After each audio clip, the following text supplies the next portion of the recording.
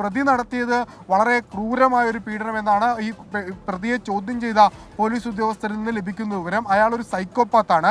അയാളുടെ മൊബൈൽ ഫോണിലടക്കം ഇത്തരത്തിൽ പോൺ വീഡിയോസും ഈ കുട്ടികളെ പീഡിപ്പിക്കുന്ന അല്ലെങ്കിൽ അത്തരം വീഡിയോസൊക്കെ ഇഷ്ടം പോലെ ഉള്ള ഒരാളാണ്. വളരെ സൈക്കിക് മനോഭാവമുള്ള ഒരാളാണ്.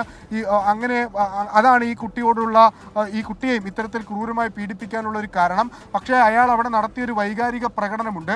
ഈ കുട്ടിയുടെ മൃതദേഹമൊക്കെ അവിടെ കൊണ്ടുവരുന്ന ഘട്ടത്തിൽ ആ അച്ഛനെ കെട്ടിപ്പിടിച്ച് ഇയാൾ കരയുകയും അമ്മ മോശക്കാരിയാണെന്നൊക്കെ പറയുന്നത് നമുക്ക് മുൻപിലുണ്ട്. അങ്ങനെ അതിക്രൂരമായൊരു പീഡനം നടത്തുകയും പിന്നീട് താനൊന്നും ചെയ്തിട്ടില്ല എന്ന മട്ടിൽ ഈ കുട്ടിയുടെ മൃതദേഹത്തിനടുത്തിരുന്ന് കരയുകയും ചെയ്യുന്ന അയാളൊരു ഇൻബോൺ ക്രിമിനൽ എന്ന് തന്നെയാണ് പോലീസ് ഈ ഘട്ടത്തിൽ വിലയിരുത്തുന്നത്. തനിക്കൊന്നും സംഭവിക്കില്ല, ഈ കുഞ്ഞ് കൊല്ലപ്പെട്ടെങ്കിലും അത് തന്നെ ബാധിക്കില്ല എന്ന് കരുതിയിരുന്നു എന്നാണ് പോലീസിൽ നിന്ന് ലഭിക്കുന്ന പക്ഷം. പക്ഷേ പോലീസിന്റെ വളരെ ശാസ്ത്രീയമായ ചോദ്യം ചെയ്യലായിരുന്നു ഉണ്ടായിരുന്നത്. ആ ചോദ്യം ചെയ്യൽ ഇയാൾ കുറ്റം സമ്മതിക്കുകയാണ്. പക്ഷേ കുറ്റം സമ്മതിച്ചുകൊണ്ട് മാത്രം പോക്സോ കേസ് തെളിയിക്കപ്പെടാറില്ല സാധാരണഗതിയിൽ. അതിന് ഏറ്റവും പ്രധാനമായി വേണ്ടത് ശാസ്ത്രീയ തെളിവുകളാണ്. ശാസ്ത്രീയ തെളിവുകൾ സമാഹരിക്കാനുള്ള ശ്രമത്തിലാണ് അന്വേഷണ സംഘം ഉള്ളത്. വണ്ടിപ്പെരിയാർ കേസിലടക്കം പോലീസിന് തിരിച്ചടി കിട്ടിയത് ശാസ്ത്രീയ പരിശോധനാ ഫലം വൈകിയത് കൊണ്ടാണ്, അല്ലെങ്കിൽ അത്തരത്തിലുള്ള ഫലം അതിന് ശ്രമം ഉണ്ടാകാതിരുന്ന ഒരു പശ്ചാത്തലത്തിലാണ്.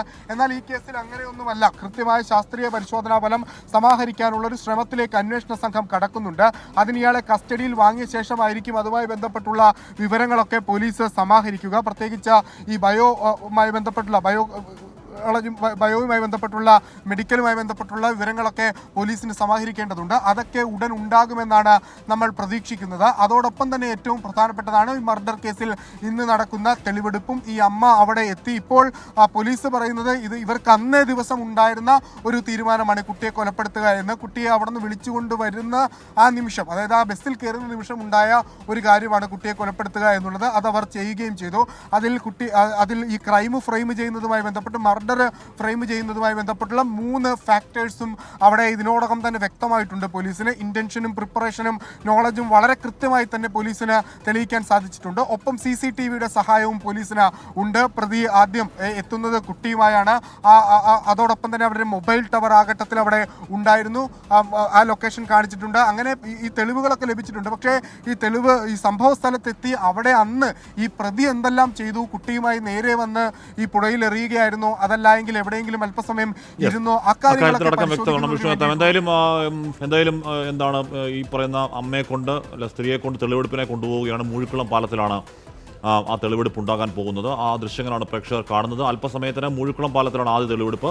അതിനുശേഷം വീട്ടിലേക്കും അംഗൻവാടിയിലേക്ക് കൊണ്ടുപോകും. അംഗൻവാടിയിൽ നിന്നാണ് കുഞ്ഞിനെ ഇവർ എടുത്തുകൊണ്ട് പോയത്. അപ്പോൾ അവിടെയും ഒക്കെയുള്ള തെളിവെടുപ്പ് ഒക്കെ ഉണ്ടാകും. വീട്ടിലെത്തിയുള്ള തെളിവെടുപ്പ് ഒക്കെ ഉണ്ടാകും.